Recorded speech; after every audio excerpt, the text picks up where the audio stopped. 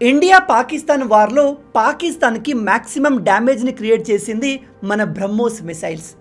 Jaish-e Mohammed head క్వార్టర్ని ధ్వంసం చేసి నేలమట్టం చేసింది బ్రహ్మోస్ మిసైల్. పాకిస్తాన్కి చెందిన 9 ఎయిర్ బేస్లను నాశనం చేసింది కూడా ఈ బ్రహ్మోస్ మిసైల్సే. లష్కరే తోయిబా ఉగ్రవాదుల క్యాంప్స్ని డిస్ట్రాయ్ చేసింది కూడా ఈ బ్రహ్మోసే. ఇలా పాకిస్తాన్ని పూర్తిగా డ్యామేజ్ చేయడానికి మన ఇండియా బ్రహ్మోస్ మిసైల్స్ని ఎక్కువగా యూజ్ చేసింది. నిజం చెప్తున్నాను, బ్రహ్మోస్ మిసైల్స్ పాకిస్తాన్లో క్రియేట్ చేసిన విధ్వంసం అంత ఇంత కాదు. వాటికి సంబంధించిన శాటిలైట్ ఇమేజెస్ని రీసెంట్గా మన డిఫెన్స్ ఫోర్సెస్ రివీల్ చేశాయి. ఈ శాటిలైట్ ఇమేజెస్ని లిటరలీ వెస్టర్న్ కంట్రీస్ క్లోజ్గా స్టడీ చేస్తున్నాయి. నిజంగా ఇండియా దగ్గర ఇంతటి అడ్వాన్స్ టెక్నాలజీ కలిగిన మిసైల్స్ ఉన్నాయా అని ఆశ్చర్యపోతున్నాయి. మీరు ఇక్కడ ఆర్టికల్లో చూడవచ్చు, BrahMos likely used in precision attack and dozens of Pakistan air bases. మన ఇండియన్ డిఫెన్స్ ఫోర్సెస్ బ్రహ్మోస్ని ఉపయోగించి టార్గెట్లను చాలా యాక్యురేట్గా డిస్ట్రాయ్ చేయగలిగాయి. ఒకసారి ఇక్కడ కనిపిస్తున్న మసూద్ అజర్ గాడి ఇల్లు చూడండి. మనం భారత్ నుంచి బ్రహ్మోస్ మిసైల్ని లాంచ్ చేస్తే అది ఏమాత్రం ఎర్రర్ లేకుండా ఎగ్జాక్ట్గా ఆ బిల్డింగ్ పైన పడి బిల్డింగ్ లోపలికి దూసుకెళ్ళి లోపల నుంచి పేలింది. దాంతో ఆ బిల్డింగ్లో ఉన్న 100 మంది ఉగ్రవాదులు అంతమయ్యారు. ఓవరాల్గా ఈ ఆపరేషన్ సింధూర్లో బ్రహ్మోస్ మిసైల్ క్రిటికల్ రోల్ని ప్లే చేసింది. ఇక్కడ ఒక ఇంట్రెస్టింగ్ విషయం ఏమిటంటే 2022లో మన ఇండియా నుంచి ఒక బ్రహ్మోస్ మిసైల్ మిస్టేక్లో లాంచ్ అయి పాకిస్తాన్లో పడింది. పాకిస్తాన్లో ఈ బ్రహ్మోస్ మిసైల్ హిట్ అవ్వడంతో ఆ చుట్టుపక్కల ప్రాంతాల్లో భూమి కంపించింది. ప్రజలు భూకంపం వచ్చిందని భయపడి పారిపోయారు. కానీ ఆ తర్వాత మన ఇండియా పాకిస్తాన్కి ఈ మిసైల్ మిస్టేక్లో లాంచ్ అయిందని చెప్పి ఇన్ఫామ్ చేసింది. పాకిస్తాన్ బయట ధైర్యంగా ఉన్నట్టు కనిపిస్తుంది, కానీ లోపట మాత్రం ఇంతటి అడ్వాన్స్ టెక్నాలజీ కలిగిన మిసైల్ ఇండియా ఎలా తయారు చేసింది అని ఆశ్చర్యపోయింది. ఆ సమయంలో పాకిస్తాన్కి చెందిన కొంతమంది సైంటిస్టులు, డిఫెన్స్ ఎక్స్పర్ట్లు మేము ఈ బ్రహ్మోస్ మిసైల్ శకలాలు తీసుకొని రివర్స్ ఇంజనీరింగ్ చేసి ఇంతకన్నా అడ్వాన్స్ మిసైల్ తయారు చేస్తాము అని చెప్పారు. అది జరిగి 3 సంవత్సరాలు అయింది. 2025 వచ్చేసింది. ఇప్పటి వరకు పాకిస్తాన్ బ్రహ్మోస్ లాంటి మిసైల్ని తయారు చేయలేకపోయింది. మిసైల్ తయారు చేయడం కాదు, రివర్స్ ఇంజనీరింగ్ కూడా చేయలేకపోయింది. అయినా ఆ టెక్నాలజీ తెలిస్తే కదా రివర్స్ ఇంజనీరింగ్ చేయడానికి. ఇప్పటి వరకు వీళ్ళు బ్రహ్మోస్ మిసైల్ని ఎలా ఆపాలో కూడా ఫిగర్ అవుట్ చేయలేకపోయారు. ఎగ్జాక్ట్గా చెప్పాలంటే బ్రహ్మోస్ మిసైల్ని ఆపడం పాకిస్తాన్ వల్ల కాదు, వాళ్ళ దగ్గర అంతటి టెక్నాలజీ లేదు. ఈవెన్ మన డిఆర్డిఓ సైంటిస్టులు చెప్పేది ఏమిటంటే బ్రహ్మోస్ మిసైల్ని ఇంటర్సెప్ట్ చేయడం పాసిబుల్ కాదు అని. ఎందుకంటే బ్రహ్మోస్ ఒక సూపర్ సోనిక్ మిసైల్.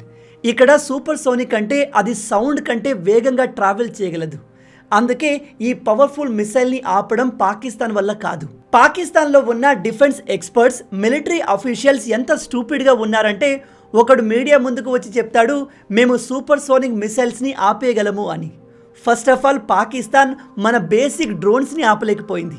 అలాంటిది వీళ్ళు ఇలాంటి సూపర్ సోనిక్ మిసైల్ని ఆపుతామని చెప్తున్నారు. నిజంగా Pakistan is a country of jokers.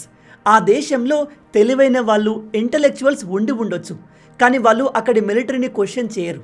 ఒకవేళ క్వశ్చన్ చేస్తే వాళ్ళను రీజన్ లేకుండా జైల్లో పడేస్తారు, ఈ ఇమ్రాన్ ఖాన్ లాగా. అందుకే ఇలాంటి నమూనాగాళ్ళు ఇప్పుడు ఆ దేశాన్ని రన్ చేస్తున్నారు, వాళ్ళ మిలిటరీని లీడ్ చేస్తున్నారు. ఇది మన మంచికి. ఎందుకంటే ఆ దేశాన్ని ఎంత తెలివితక్కువ వాళ్ళు రన్ చేస్తే మనం వాళ్ళను అంత ఈజీగా ఓడించగలం.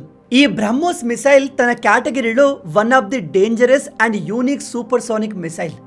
అందుకే ఇది మన దేశ ఫేవరెట్ మాత్రమే కాదు, ఫిలిప్పీన్స్ అండ్ ఇతర ఆసియా దేశాలు ఈ మిసైల్ని కొనడానికి ఇంట్రెస్ట్ చూపిస్తున్నాయి. రీసెంట్గా ఇండియా పాకిస్తాన్కి మధ్య జరిగిన యుద్ధంలో ఈ బ్రహ్మోస్ సూపర్ స్టార్గా నిలిచింది.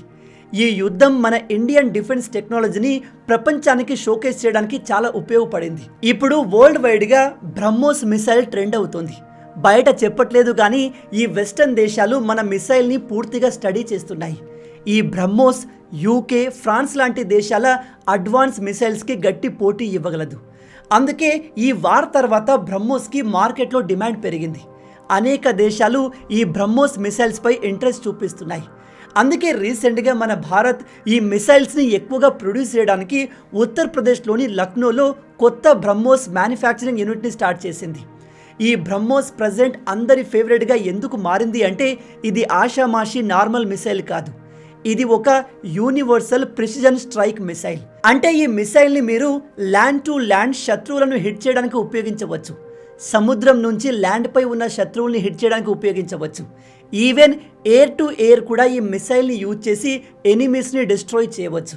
అందుకే ఇప్పుడు భారత ప్రభుత్వం ఉత్తరప్రదేశ్లోని లక్నోలో బ్రహ్మోస్ మిసైల్స్ని మ్యానుఫ్యాక్చర్ చేయడానికి ఒక కొత్త యూనిట్ని స్టార్ట్ చేశాయి. ఇకపై భారీ మొత్తంలో ఈ మిసైల్స్ని మ్యానుఫ్యాక్చర్ చేసి ఇతర దేశాలకు కూడా భారత్ ఎక్స్పోర్ట్ చేయబోతుంది. ఈ బ్రహ్మోస్కి సంబంధించిన ఒక వీడియోని మన గవర్నమెంట్ రిలీజ్ చేసింది. ఒకసారి ఆ వీడియోని మీరు కూడా చూడండి. ब्रह्मोस 21वीं सदी की अतुलनीय प्रिसिजन स्ट्राइक मिसाइल, जिसे भूमि, समुद्र और हवाई प्लेटफॉर्म से बड़े स्टैंड ऑफ रेंज से दिन रात और हर मौसम में दागा जा सकता है। ब्रह्मोस भारतीय सशस्त्र बलों के लिए प्रथम पसंदीदा हथियार बन गई है। यह यूनिवर्सल मिसाइल आधुनिक युद्ध क्षेत्र में बहुभूमिका, बहुलक्ष्य और बहु प्लेटफॉर्म लॉन्च क्षमताओं के साथ एक प्रमुख फोर्स मल्टीप्लायर के रूप में स्थापित हो चुकी है। भारत और रूस की सर्वश्रेष्ठ तकनीकी क्षमताओं का उपयोग करते हुए ब्रह्मोस एरोस्पेस ने दुनिया में सबसे कम समय में एक अद्वितीय उत्पाद तैयार किया है। 12 जून 2001 को अपनी पहली सफल लॉन्चिंग के बाद से ब्रह्मोस ने विभिन्न प्लेटफॉर्मों से अलग अलग परिदृश्यों में 100 से अधिक परीक्षणों का विश्व स्तरीय रिकॉर्ड बनाया है, जिसमें इसकी सफलता दर सर्वोच्च रही है और इसकी श्रेष्ठता प्रमाणित हुई है। साथियों, हर भारतीय को गर्व होता है जब वो सुनता है कि भारत में बनी ब्रह्मोस मिसाइल अपनी कैटेगरी में सबसे घातक और सबसे आधुनिक मानी जाती है।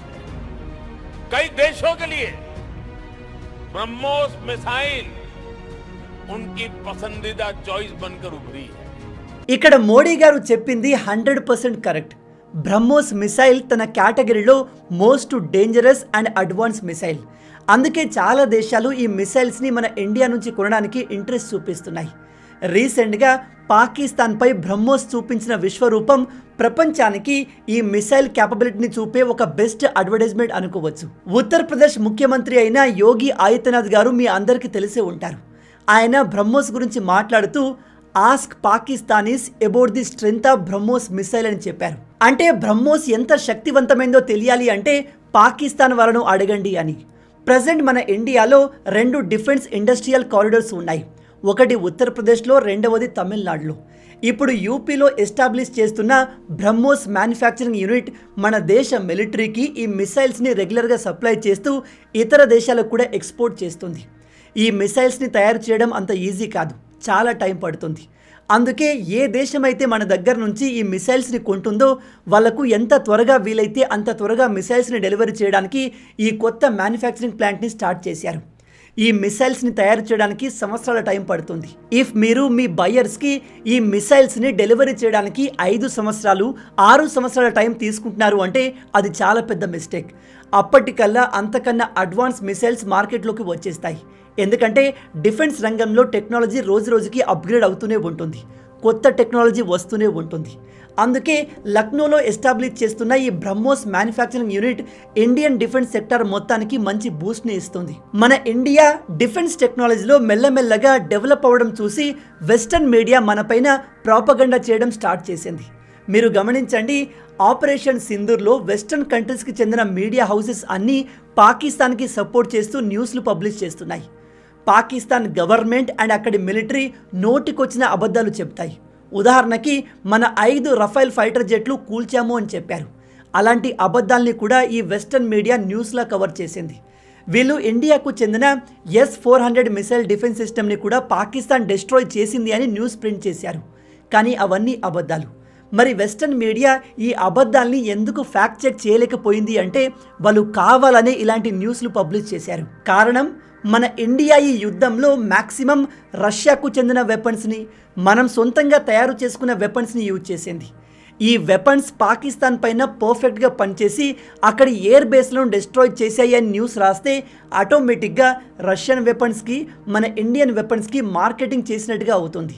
దాంతో మన వెపన్స్కి డిమాండ్ పెరిగి అమెరికన్ వెపన్స్ని ఎవరూ కొనరు.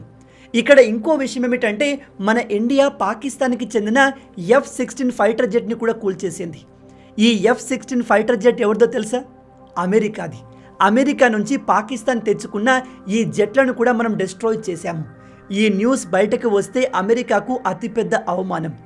అందుకే వీళ్ళు తమ సొంత ప్రయోజనాన్ని దృష్టిలో పెట్టుకొని పాకిస్తాన్ సైడ్ బయాస్డ్గా ఉండి ఫేక్ న్యూస్లు స్ప్రెడ్ చేశారు. ఫేక్ న్యూస్ని ఎంత స్ప్రెడ్ చేసినా చివరికి నిజం బయటకు వచ్చేస్తుంది. ఇప్పుడు అదే జరిగింది. రీసెంట్గా జరిగిన DGMO director general of military operation కాన్ఫరెన్స్లో మన ఇండియా పాకిస్తాన్లో ఎటువంటి డ్యామేజ్ చేసిందో ప్రూవ్ చేస్తూ శాటిలైట్ ఇమేజెస్ని రిలీజ్ చేశాము. అవి చూసి వెస్టర్న్ దేశాలు షాక్ అయ్యాయి. ఇక్కడ కనిపిస్తున్న ప్రతి చోట మన ఇండియా మ్యాక్సిమం బ్రహ్మోస్ మిసైల్స్ని యూజ్ చేసి పాకిస్తాన్ని డిస్ట్రాయ్ చేసింది. ఈవెన్ పాకిస్తాన్లోని ఈ న్యూక్లియర్ వెపన్స్ని బ్లాస్ట్ చేసింది కూడా మన బ్రహ్మోస్ మిసైలే. మీలో తెలియని వాళ్ళకి చెప్తున్నాను, రీసెంట్గా జరిగిన ఇండియా పాకిస్తాన్ వార్లో మనం పాకిస్తాన్ని చిత్తుగా ఓడించాము. అన్ని విధాలా వాళ్ళను డామినేట్ చేశాము. అలాంటి యుద్ధంలో సడన్గా సీజ్ ఫైర్ జరిగింది. ఒకవైపు పాకిస్తాన్ కామైపోయింది, మరోవైపు ఇండియా కూడా కామైపోయింది.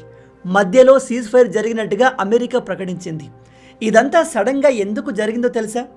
మన బ్రహ్మోస్ వెళ్ళి పాకిస్తాన్లోని నూర్ ఖాన్ ఎయిర్ బేస్లో ఉన్న న్యూక్లియర్ వెపన్స్ని హిట్ చేసింది. దాంతో ఆ ప్రాంతంలో న్యూక్లియర్ రేడియేషన్ లీక్ అవ్వడం స్టార్ట్ అయింది.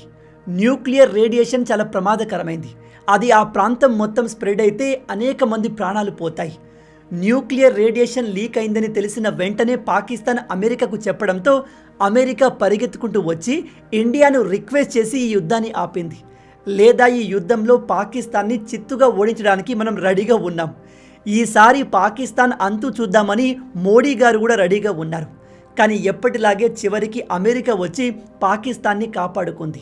బట్ పాకిస్తాన్కి ప్రెజెంట్ ఇండియా నయా భారత్ క్యాపబిలిటీ ఏంటో క్లియర్గా అర్థమైంది. మనం పాకిస్తాన్లోకి ఎంటర్ అవ్వకుండానే మన దేశం నుంచే మిసైల్స్ ఉపయోగించి ఆ దేశంలోని వందల మంది ఉగ్రవాదుల్ని అంతం చేయగలిగాం. అది చూసే పాకిస్తాన్ సగం చచ్చిపోయింది. అక్కడి మిలిటరీ అండ్ ప్రభుత్వం ఇండియా ఇంత అడ్వాన్స్ అయిందా అని ఆశ్చర్యపోయాయి. కేవలం పాకిస్తానే కాదు, మన మిలిటరీ క్యాపబిలిటీ చూసి ప్రపంచమే అవాక్కైంది. కాబట్టి ఈ యుద్ధంలో మనమే గెలిచాం. ఇకపై నుంచి పాకిస్తాన్ మన జోలికి రాదు. వస్తే ఈ భూమిపై పాకిస్తాన్ అనే దేశం మిగలదు. మొత్తంగా ఇవే ఈ వీడియోకి సంబంధించిన పూర్తి విషయాలు. ఈ వీడియో మీకు నచ్చింది అనుకుంటున్నాను. నచ్చితే అలా ఊరికే చూసి వెళ్ళిపోకుండా వీడియోని లైక్ చేయండి. ఈ వీడియోకి నేను మీకు ఇచ్చే లైక్స్ టార్గెట్ 10,000 లైక్స్. చాలా ఈజీ, సింపుల్గా చేసేయండి. మీరు కొట్టే లైక్స్కి కింద ఉన్న లైక్ బటన్ పగిలిపోవాలి. అలాగే ఇలాంటి మరిన్ని ఇంట్రెస్టింగ్ వీడియోస్ కోసం మన ఛానల్ని సబ్స్క్రైబ్ చేసి మమ్మల్ని సపోర్ట్ చేయొచ్చు కదా. ఇది మీకు కంప్లీట్లీ ఫ్రీ. కానీ మీరు చేసే ప్రతి ఒక్క లైక్ అండ్ సబ్స్క్రిప్షన్ మాకు మరిన్ని వీడియోస్ చేయడానికి ఒక మోటివేషన్లా ఉంటుంది. కాబట్టి వీడియోని లైక్ చేసి ఛానల్ని సబ్స్క్రైబ్ చేయడం మర్చిపోవద్దు. రాబోయే వీడియోలో ఇంకో ఇంట్రెస్టింగ్ టాపిక్తో మళ్ళీ కలుద్దాం. అంటిల్ దెన్, జై హింద్.